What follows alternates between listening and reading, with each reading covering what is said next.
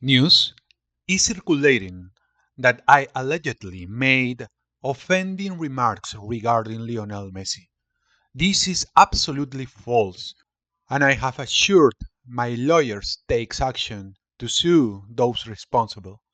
I have the utmost respect for all my professional colleagues, and Messi is obviously no exception.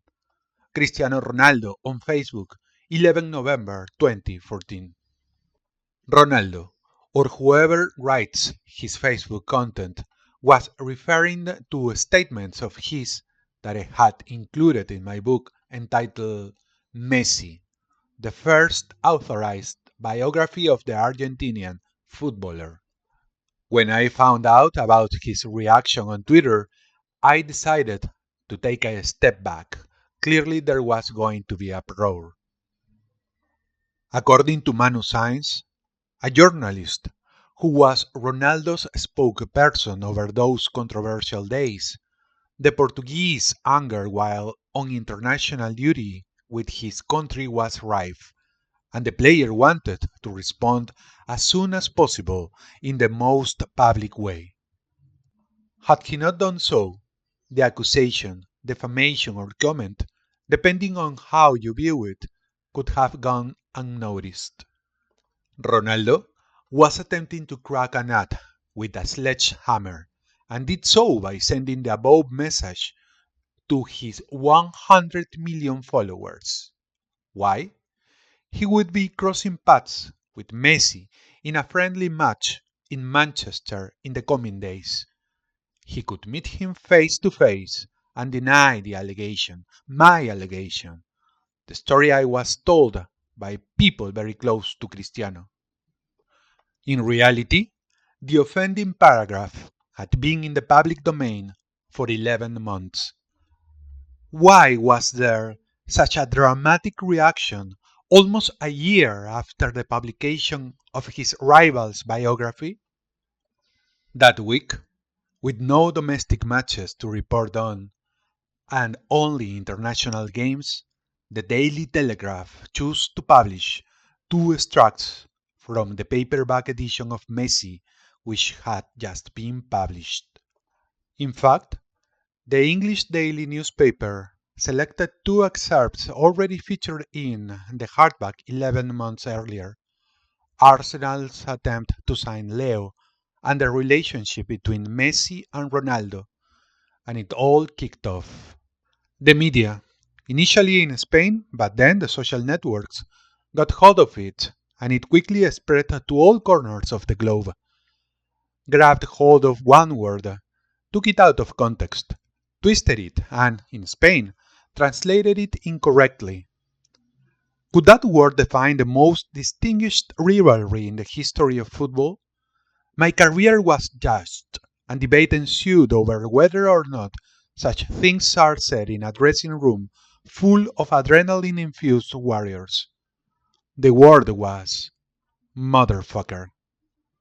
That is how I said Ronaldo referred to the flea in front of his teammates in the dressing room. By that point, I had already begun research on my next book, this one. I had spoken to Cristiano regarding the possibility of chatting about his life, his way of thinking, his past. Yes, of course, no problem, he told me on 4 separate occasions. I had also conversed with his agent, Jorge Mendes, who agreed to collaborate just 10 days before that Facebook post, although both of us questioned whether or not it was a good idea. I will explain why later. I went to the Derbyshire Peak District in order to take advantage of the international break. While out jogging, I could not stop asking myself what made him respond in that way. Was a legal threat necessary? Other people are better suited to such conflicts than me. Johan Cruyff used to say that he wanted to know where the line separating those who loved him and hated him lay, just so he would know who to fight against. Frank Rijkaard once told me that he would feel awful if he found out that even one person hated him. I know what you mean, Frank. I spent plenty of time around the English countryside over those days. I started focusing on the colors, aromas, and the sound of the branches cracking. But all that was blurred by the new questions swirling around my head. What can we learn about Ronaldo if we study his reaction?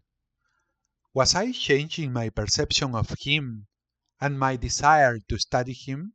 What would happen to the collaboration that had been discussed? For a start, I was unaware that my influence was such as to prompt him to react with such opprobrium. The media circus had gone to town. It was another one of those storms that surge when names Messi and Ronaldo are uttered in the same sentence, especially during an international break with the resultant paucity of football news. What else was happening at the time for him to feel compelled to write such a message? There had to be more of it, something that set his alarm bells ringing. It finally hit me some time later. There were 10 days to go before voting for the Ballon d'Or closed, an award that Ronaldo was the favorite to win for the third time. Surely his Facebook post was not just a way to prevent people from changing their vote in that year's Ballon d'Or, or was it? And what to say about the media's reaction? The subject became big news and I received what I consider disproportionate coverage in sports sections in newspapers and on the radio, especially in Spain. On the very night of Ronaldo's post, I spoke about the issue on Onda Cero, the radio station I work for. I did not want to do it. I wanted the Messi book to speak for itself. But I just had been involved in an interview with Real Sociedad president Joaquín Aperribay for the radio program Al Primer Toque, and the presenter, Héctor Fernández, to whom I still owe various favors, convinced me to say something, whatever it might be. I came out with what I have repeated ever since. It's all in the book. This is what you can read in the Messi book. Ronaldo, perhaps as a symptom of the immaturity that marks so many footballers, thinks it necessary to put on a brave face in front of his teammates, not be scared of Messi and to rise to the challenge. All very macho, very false. And that is why, according to some Real Madrid players, CR7 has a nickname for him, Motherfucker. And if he sees someone from the club speaking to Leo, he also ends up being baptized Motherfucker. In that environment, Ronaldo usually compares their relationship with that between the Republic of Ireland and the United Kingdom. And the Madrid players, with their less than subtle dressing room sense of humor, have a long list of jokes that include Messi as Ronaldo's dog or puppet, or kept in a designer handbag belonging to the Portuguese player, and much worse. All that says little in favor of my weight in the Spanish media circus. Almost nobody felt compelled to read my book, even though it was the first authorized one of the flea. It also reflects the speed with which news is generated and consumed. On returning to reality after my isolation in the Peak District, I began going over the various reactions. A man whom I admire dearly, Paco González, had given me a rap on the knuckles on his program on Cope Radio. He stated that there are things that need not be told, dressing room talk that should remain there, but part of his own success, aside from being a marvelous communicator, is the way in which he manages the information that reaches him from the dressing room.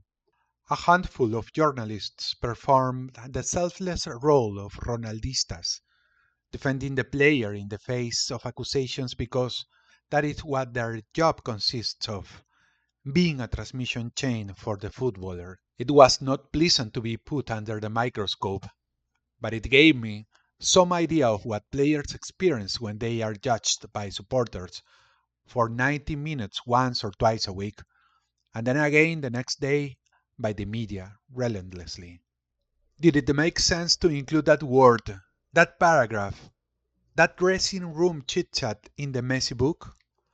A year-long piece of work involving hundreds of hours of conversations and thoughts assembled in 600 pages about the flea had turned into controversy because of one word. Did it improve it? Did it add much to Leo's story? Maybe it did not contribute much. In reality, it said more about Ronaldo than it did about Messi, about the Portuguese's need to show off to his peers. Maybe I should have left it out. But essentially, had I done anything wrong? The last question did have an answer. Everything that I published is checked thoroughly, especially on a subject such as this one, especially in a biography. Furthermore, all books are scrutinized by the publisher's lawyers. The context, which was and continues to be ignored, was crucial. Ronaldo and Messi respect each other because of their similar footballing paths. They mix respect with feelings that you have for your nemesis, but, importantly, they react to each other's success differently. Cristiano is a warrior from the moment he leaves his home. When he gets dressed, speaks or behaves like a player. He's afraid of no one, plus, he can show no sign of weakness. On the contrary, while I repeatedly mulled over the situation, everyone else was focusing on breaking other news. Sergio Ramos has said something or other about certain Spanish internationals' commitment.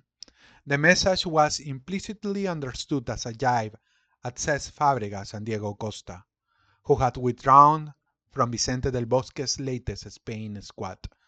One controversial story was replaced by another. 48 hours in the eye of a hurricane. Only 48, but it seemed much longer. One question remained fixed in my head. Does the truth save you? I could not stop thinking about the role of sports journalism, both in England and Spain, the two countries where I know it well. As sports writers, we only tell a portion of what we know. In fact, there are almost always two conversations with our sources or interviewees. One with the microphone on and another with it off. Many stories are known, but do not come out for a plethora of reasons. Be they good, insufficient sources waiting for the right moment, or bad, so as not to annoy a friend, lose a source, or the fear of isolation that always accompanies breaking an exclusive. Only part of the truth is told. Whatever we think will be of interest, or whatever we think will sell best. One can, or rather, one must be accurate, fair, and unbiased when it comes to data. The way a story is presented and treated must be honorable, but being objective is an impossibility from the moment one word is chosen over another to describe something. We are answerable to an ethical code, of course, and to our bosses now more so than ever. Now that work is so precarious, the person who pays calls the shots.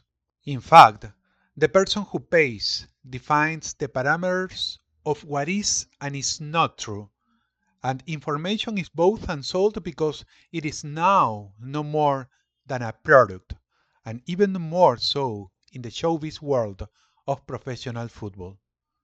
Plus, very powerful people make huge efforts to ensure they can influence what is written. I know that an important club president in Spain tried unsuccessfully to get the head of a major sports newspaper sacked for not sharing his ideas in a ploy to prevent criticism. He used personal accusations and other pressure tactics in his attempt. I shall not reveal who was involved. I will only tell you half the story for the time being. You see, journalism is not simply a recounting of events.